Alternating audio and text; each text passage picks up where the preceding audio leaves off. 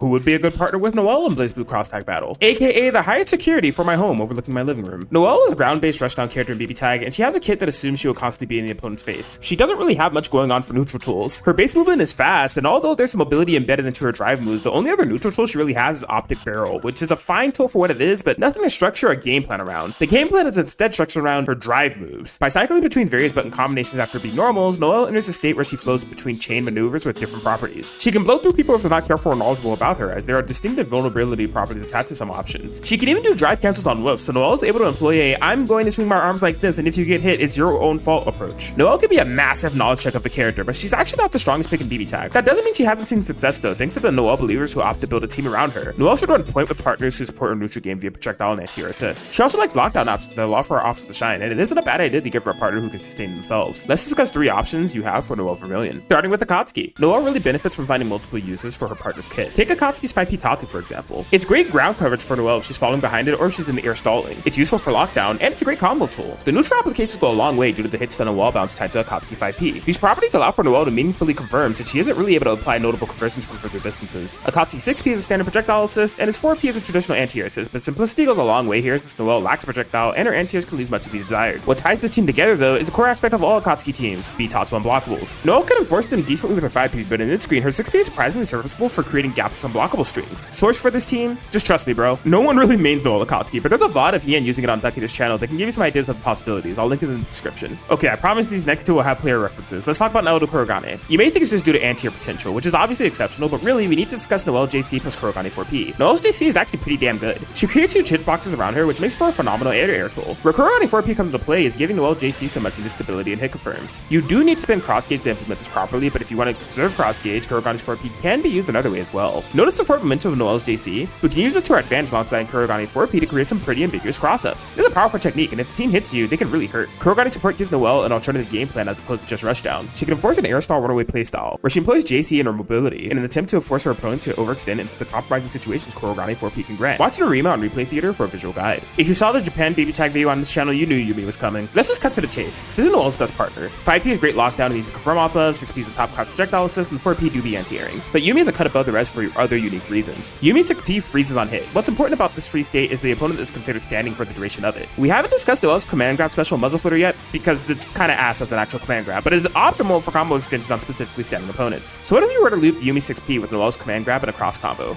Death. Forming hyperextended routes, activating cross combo, and looping Yumi 6P plus Noel muzzle flitter is cash money. This combo potential drastically elevates the danger of making a mistake against Noel. The price you pay may just be a lost game entirely. Watch Midori or Flan Bogard or Replay Theater for a visual guide. Who should we find next?